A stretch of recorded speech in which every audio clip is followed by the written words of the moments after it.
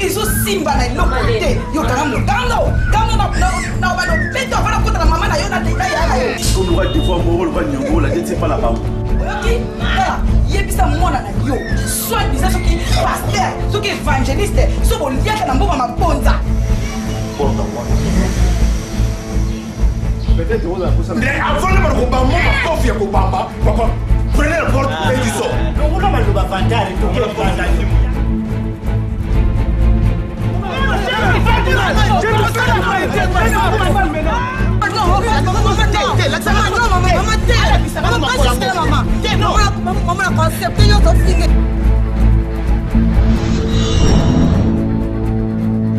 Tina zongi na Kinshasa na yebi nyonso ezoleka. Non, il n'est pas sur la vérité qui est moyen.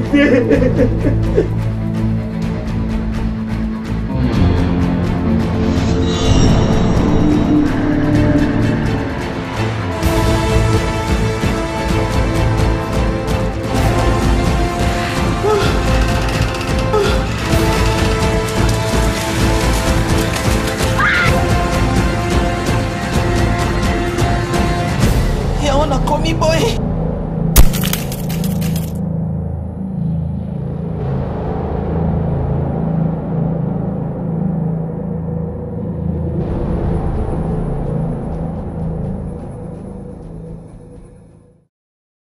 Aux âmes bien nées, la valeur n'atteint point le nombre d'années. Mesdames et messieurs, bonsoir et bienvenue dans ce grand numéro de cette grande émission Samedi Cabaret. Le rendez-vous pour les spectacles, pour le rire et pour l'ambiance. Vous détendre chez vous et aussi parler du parcours de notre invité. La cerise sur le gâteau, il s'agit des FBI d'Enyama que vous aurez découvert, mesdames et messieurs. Et nous avons tout simplement faire la découverte de la culture avec les ballets Poso Namonda. Et ensuite, nous allons rire avec Maniata.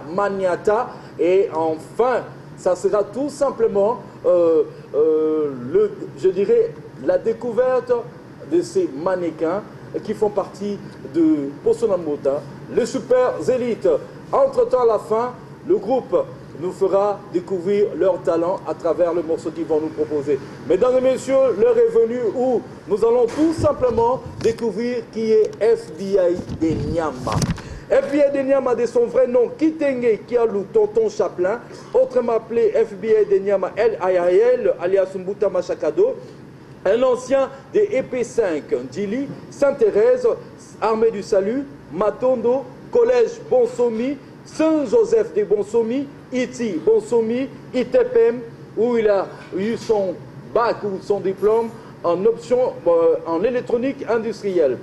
Début carrière, il a commencé en 1992 dans Coeco Vibration, Piazza Dora en 1986, en 1996 ou plutôt, toujours dans la même année, Nouvelle Vision, et puis après, il a intégré le groupe Succès et Bendé en 1998, Tout à fait chic en 1999, un groupe d'Engaba, Shock Stars en 1999, Nouvelle écriture de l'an 2000 en 2000, PPU, toujours son parcours dans le groupe BCBG en 2000, Victoria Eleison chez le King Kessler Eminea en 2001, groupe Jolino en 2001 et fin 2001, Cultura PIV, c'est en 2012, au mois de mars, qui quittera le groupe cher à Félix Wazeka et aujourd'hui il évolue en solo. Mesdames, Messieurs, il prépare déjà un album en vue et déjà bientôt dans le bac qui s'intitule Premier Pas. Et aujourd'hui, il nous fera découvrir son savoir-faire.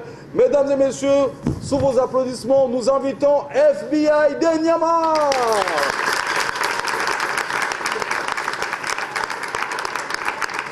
Bonsoir, comment tu vas? Comment santé, ça va? Ouais, bonsoir, ça va? Couleur préférée, mes amis?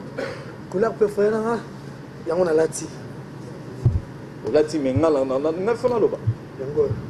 les blancs, comme à l'école. Maintenant, rouge, c'est sous. Ouais, donc rouge, oyo. Ils ont l'accès dans la carte Bitumba. Contre moi?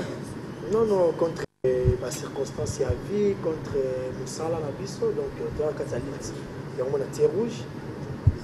Mais ils allaient bleu blanc, ils allaient couleur et à simplicité. Je l'accès simplicité. Ah, c'est toi qui le dis.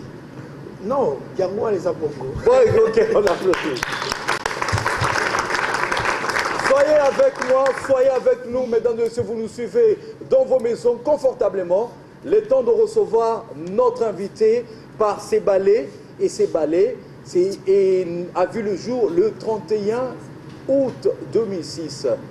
Omotoua David, qui est l'initiateur et le fondateur, et déjà Posona Monda, c'est un collectif où on retrouve beaucoup de choses, et surtout par rapport à la culture et à l'art. Mesdames et messieurs, nous allons proposer, recevoir, accueillir des Nyama, avec un grand plaisir. Suivez ça. Les ballets Posona Monda sous vos applaudissements.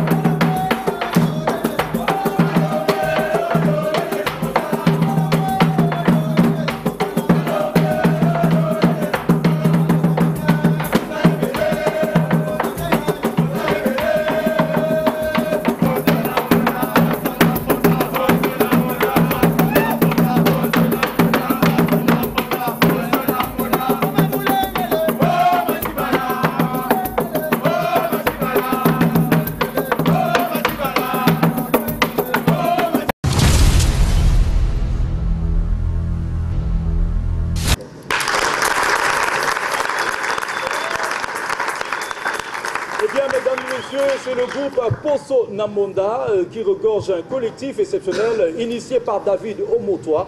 Le groupe est né le 31 août en 2006 et puis sans au siège dans la commune de Ngaba sous l'avenue Lobo numéro 22 bis au quartier Louis. Alors si vous avez besoin de ce groupe, contactez-nous à ce numéro Oeza en bas à petit écran. Fils de Lomami Kitenge et de Maman Joséphine Ntambu. Baza vivant? Ouais, Baza vivant. Baza vivant. Baza Nessengo, puis Nazara Nessengo. Toujours à mon arabe. Né le 11 mars. Point. Au bas qui joue en 121 ans? Non, Baza 126 ans, quelques mois.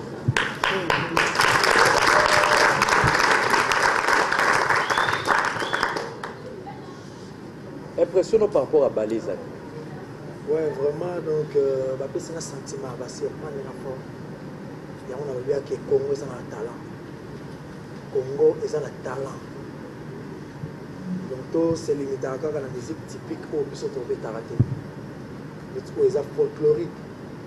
Tout le monde est percussionniste.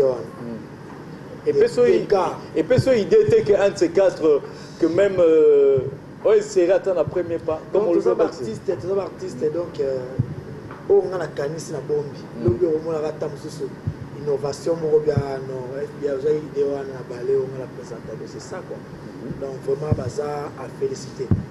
Et puis il y a des jeunes filles des jeunes filles young lady donc bazar vraiment âge moro ezana no bazar na énergie mingi na nzoto ba ko fournir biso ba bureau epelé le biloko quoi. Donc je suis sûr que quoi.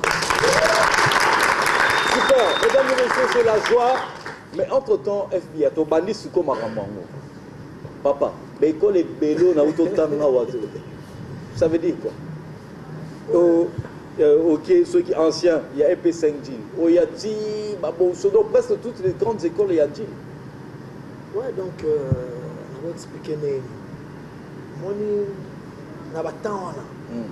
1984, 85, tout le temps en école primaire. Le temps on va EP5 Gilles, il faut bien préciser, Sainte-Thérèse. Donc on a bandi classe on a la quota maternité, puis on va gardienne la quota côté. Donc on a tout le moment pourquoi abino abozaki maïle trop. Donc vous avez moi mon qui on a quand même il y a un peu de changer l'école. La primaire. Na évité, si je me rappelle, na temps on a ceux qui sont gardiens, les acquis na évité. On a pendant ma primaire na EP5 Gilles na Sainte-Thérèse. Il y a un pays ils ont permis de changer. Quand on a EP5 Gilles na Sainte-Thérèse, on salut 2 ans là. Par rapport papa, avec mon abino, on dirait formation ils acquis bien milité. Dans le Moulin na kena armée du Sali. Toujours la primaire. Dans la armée du Sali, si je me rappelle, la 3e primaire, on a juste une année. La 4e, papa a vu ce nom, on a formation, ça a bien été, à l'école privée. Bon, on va parce que déjà, la sommaire, la présentation, on attend un Kiango. Mais ce qui est le problème, dans la ligne, il n'y a pas tout le temps. FBI, au moins, tu as l'habitude de faire des même dans la carrière. Donc, ils ont un destin. Ils ont un destin, on a qui n'a changé à l'école, n'a changé à mouvement. On a été.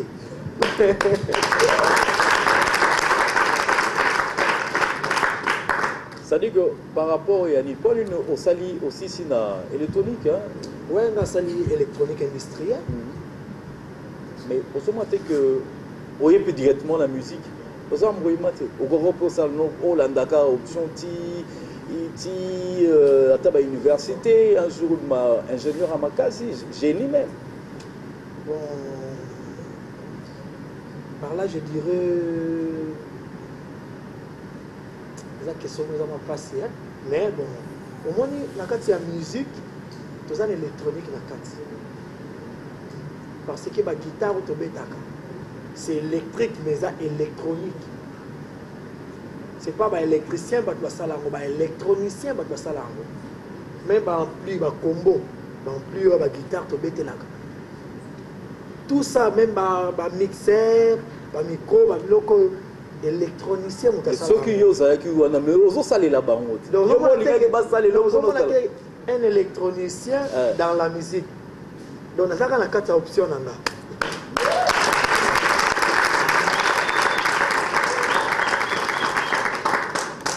C'est en 1992 que Obandi musique. En 1992, Obandi musique typique. Donc avant, on a la musique de recherche, on a la musique classique. Avant là, on a la musique il y a caoutchouc. L'inzanza il y a Miliki, c'est caoutchouc. Avant, on a la musique il y a 89, 90, donc il y a Ibodo.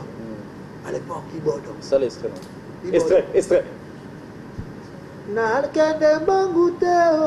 Nakende bangute lokola caméléon masoba koloba okompo iba biloko ibodo donc to banda araka bao donc to uta pena na bao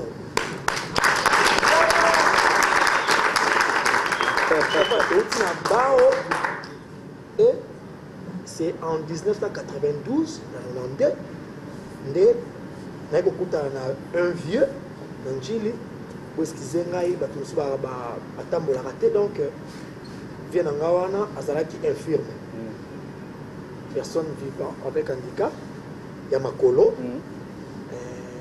les arcades de passage dans zone les canaux il y a balabala il y a Zaki place moi zone mais là-bas basangwa makasi wana bengango na mnorambo kabso bengango chisungu lotoko ok azomela lotoko ayoki abi obenga nga mutu azoyimba abenga na kotsa lupango wala natala boye nayebaki vie wana comme nayebaki dimore diesel malheureusement tika biso abi yo nde mutu oyemba oleka abi mais non ya oketika na place mo azwi babeki nayemba mwa telemi tobando kende na ye nayebise menga papa tindi nga bite tokena otika nga place wana ebongo okende place papa tindi yo qui surpris à me mettre en place à répétition. Coeco vibration. Là en 92, c'est quoi FBI? Souffre un peu. Dans l'into ça là, moi j'ai mon rôle. Oui. Tu es d'accord avec moi? Je suis disponible pour toi. Il y a un alingui, aux alapés me pousser. On va vraiment embêter ça. Ouais. Piazza d'Or en 1996. Me pousser ça guiné. Ouais, tout ce long parcours. Donc, on a Coeco vibration. Piazza Dora. Tina, 96, Piazza Dora. Après, on a une nouvelle vision. Quand en 1996. Ouais, nouvelle vision, il y a un groupe au Bissomo de Créaki. On a un master dans le Guilain Cora. Tiranson, on a Johannesburg, Lelo. Tati Paolo, on a Ngambo Gabon. Tout ça qui m'a ébélé, tout ça, to fonder groupe wana to pesa mo comme New Vision donc la nouvelle vision. Voilà, c'est formidable mesdames et messieurs. Nous avons FBI de Nyama, de son vrai nom je disais bien, il s'appelle Guy Tengue Kialou, Tonton Chaplin. Il est avec nous, un ancien de Culture à Pays Vie, et là nous parlons simplement de ses parcours, mais nous allons quand même rire. Olinga Seka. Oui, donc, nous avons la sexa, nous avons tout. Si nous avons un batunanga, un master, un balekinanga, un grananga, la sexa. Mais nous avons la rose à Kanda. Non. Tu as des nyama. Tu as des nyama. Tu as des nyama. C'est par rapport. Non, des nyama. C'est par rapport à la chanson. Mesdames et messieurs, c'était une façon de rire avec vous. Ouais. Alors, nous vous invitons, vous qui nous suivez à la maison, de découvrir ces comédiens exceptionnels. Il s'appelle Maniata.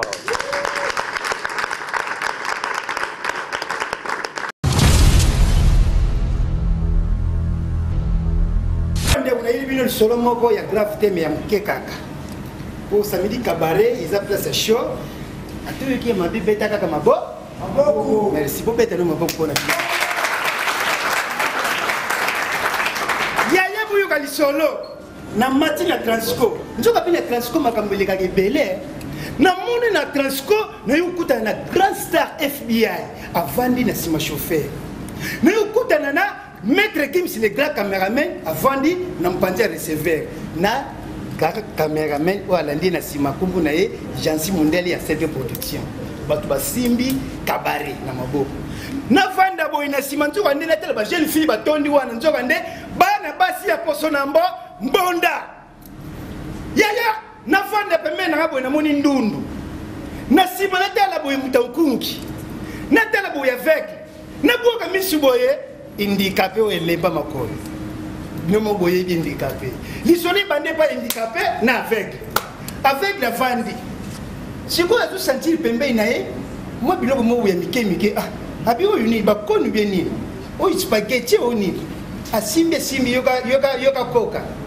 ye o simba boendeni yo benga makona nga spaghetti na mukolo noir yoka avec pardon na ibaki te makolo mutuli limbisa ngai ba contrôler ba kota te bakoti bande kokota kaka bakoti moko kota côté receveur moko azalaka côté ya chauffeur mbala moko na yuka kaka o contrôler ka côté chauffeur atuni o ya receveur ya nani kuna o côté receveur azongisa biyaya obigeni ici ba faute ti ba côté ba faute ta banane aya bandundu ndundu kutazala kade a déclarer abi longola te ba wane tika la ta ba faux combat yaya okita esenga fo laksa tike suko mutankunja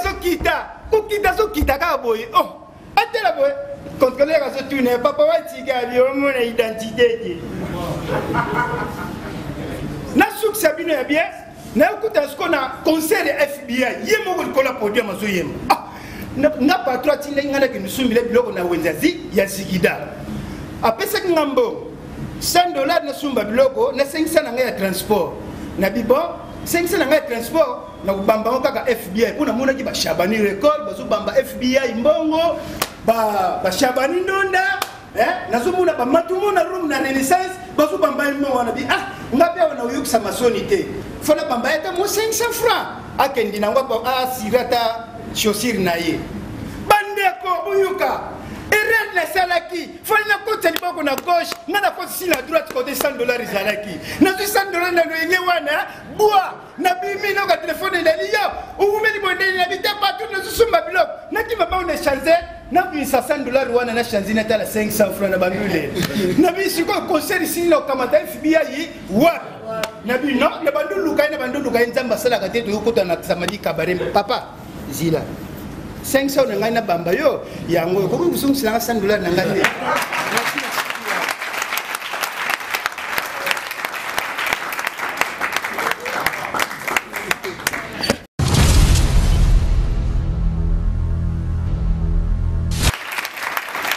C'était Maniata, nous avons rigolé. Pour vous, pour votre plaisir, Zamakamwa, nature. Zamakamwa, nature. La nature ne trahit jamais. FBI, des Nyama. Impressionnant par rapport au de la vie. On va dire nature. Donc c'est naturel. Nous avons déjà un art. Comment on va forcer. Donc à travailler dans l'idéologie ou à Koutia, à créer maman sur place. Imagination et créativité. C'est un artiste, donc nature quoi. Mais il y a le besoin de ces $100. Maniata donc en tout cas, on a habité dans la poche, donc on a occupé, on a fait $100. Super.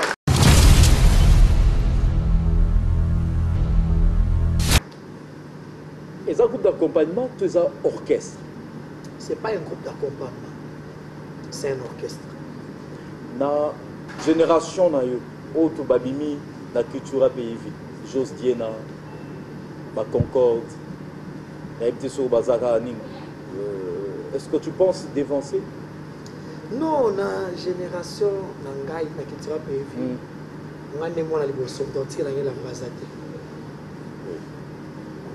ngani mwana liboso tantika ngela mbazate ngani antika la blamba pourquoi parce que sotali na culture pays vina ebimisa moto te na ebimisa mwana te ok akei asali nzela na ye komo misape album na ye azobunda na ndenge na ye ndeke na yo moko kaka premier pas mon peut to gite te metangela na culture nani déjà oyo yeba bimisa album ngam non poser ba question c'est ça yo ne mutoroba c'est ça vous comprenez donc ezali ngai po alonge directement ipa ya vie akimi na ino Congo pona makelele kena kwa moko boye isolé depuis que au Afrique du Sud a poso quelque part na bona nga koloba comme mbanga vraiment non mbanga te munoko salamaka pona oloba donc verbe le cas ozo kulani munoko salamaka pe loba donc yo poko makamba verbe te nazalaka déjà na verbe na uti na ndako ya verbe na ko wanga nango jamais na ko changer idéologie te histoire ba changer ngo te verbe za biloko na mandao ya chaque jour na vie nanga mais siko ebete luana tozo yo ka ozo ka culture pays o eloko ni touche na siko memi bon omoni na koloba nini na ko bungisa caché wana te qui ngai eza wana kati album oso yo ko ki ngai originalité rien à voir na culture mais référence toujours faisala. Je salue l'honorable Blaise Moniz IBM Travels, agence unique agence ya voyage.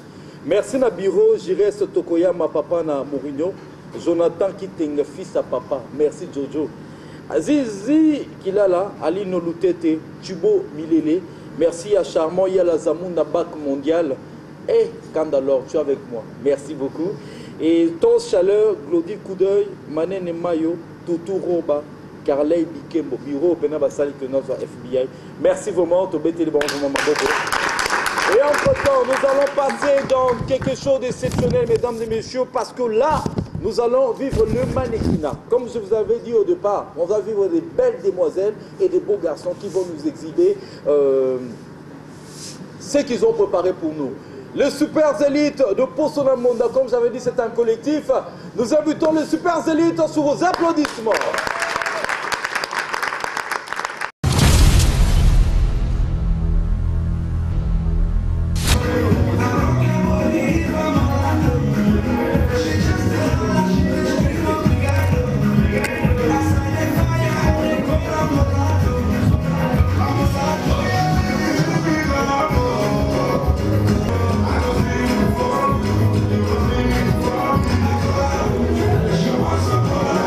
Yeah.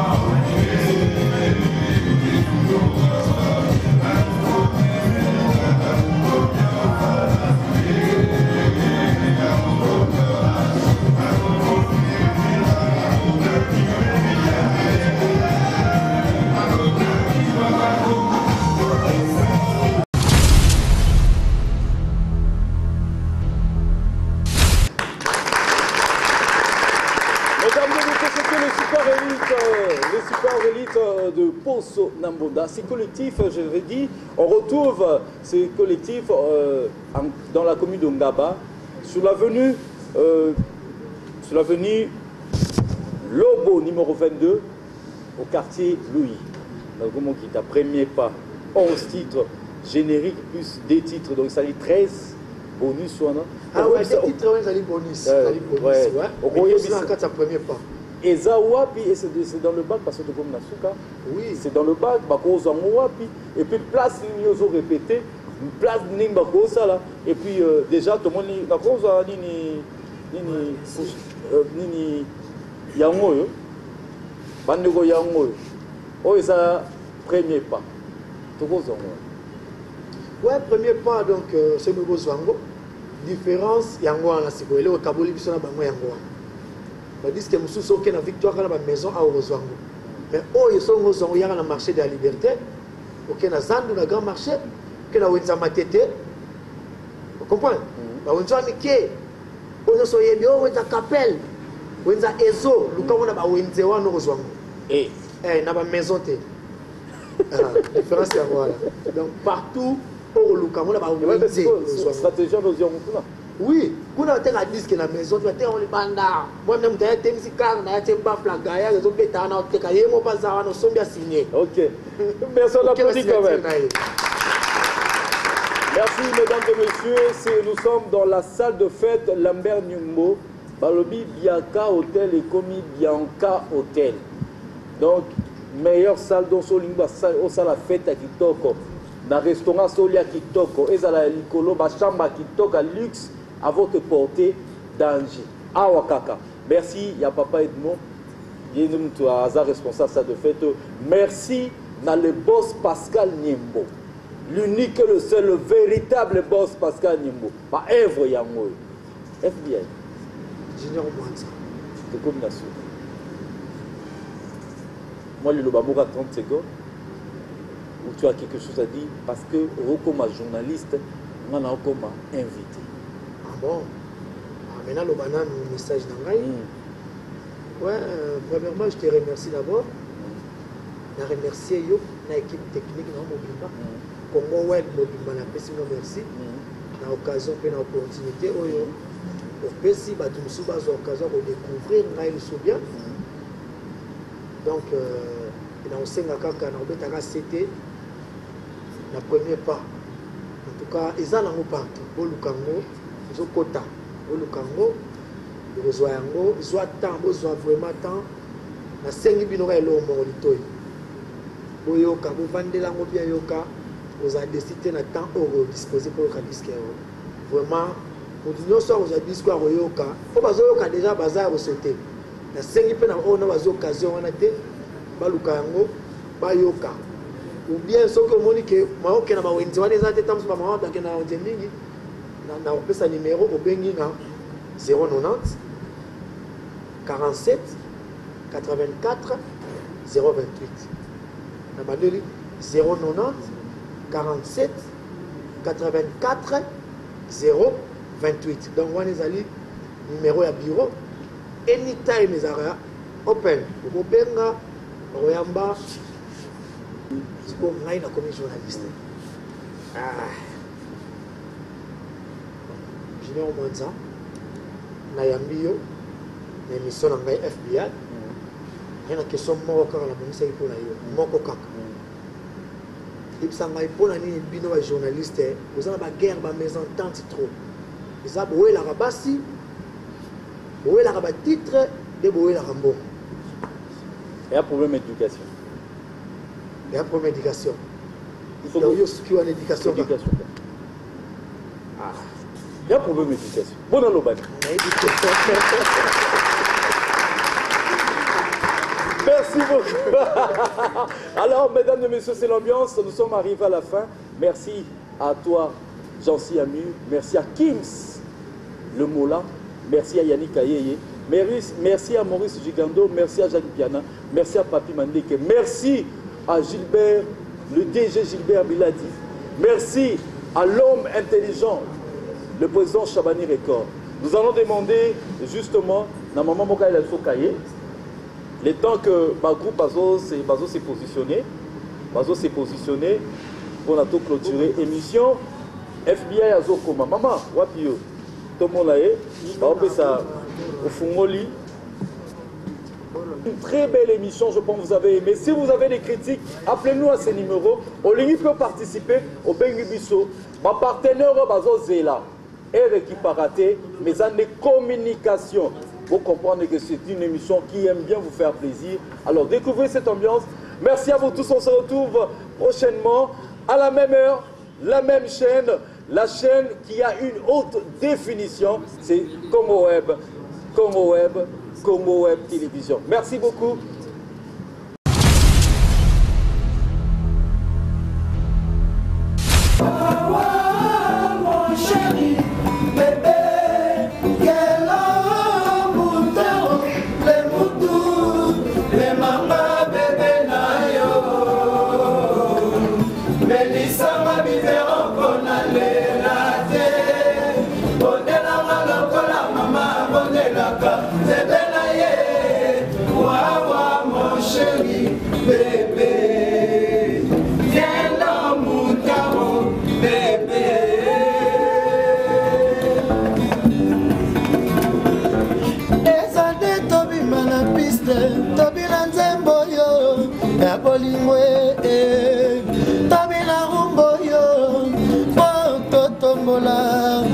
Moziki ya bolingo papa na mama babota biso na bolingo Yesu takitaki awana se mobekwa tika se bolingo komota zangi bolingo komona yawe tegela komota zangi bolingo komona yawe tegela mutao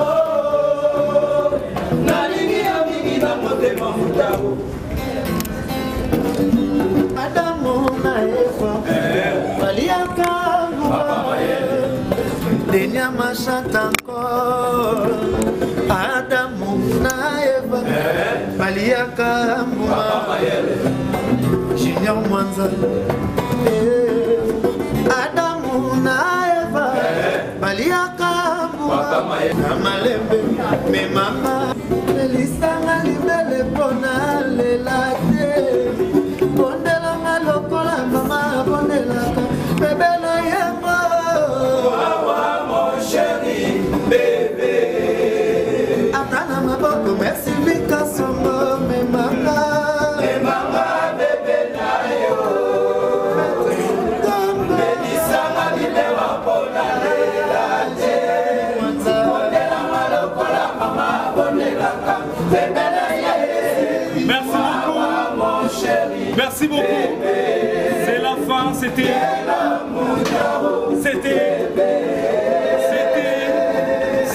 FBI Denyama à travers première part, 11 titres. Les voici, encourager l'artiste. Il était dans Samedi Cabaret. Bye bye.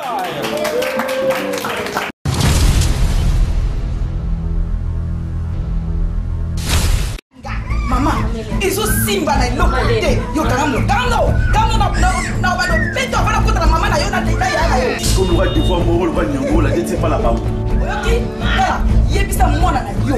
Soit bisa soki pasteur, soki évangéliste, soko liaka na mboma mabonza. Porte-moi. Peut-être vous avez ça. Mais avant de me combattre, ma confiance au papa, papa, prenez la porte et dis ça. On va le bafantar et tout le monde.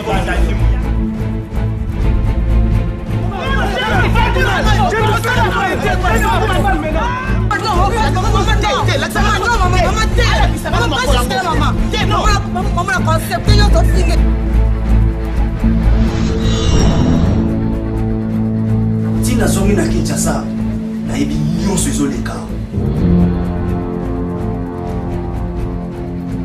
Lelo, ne pas se la vérité qui ont été.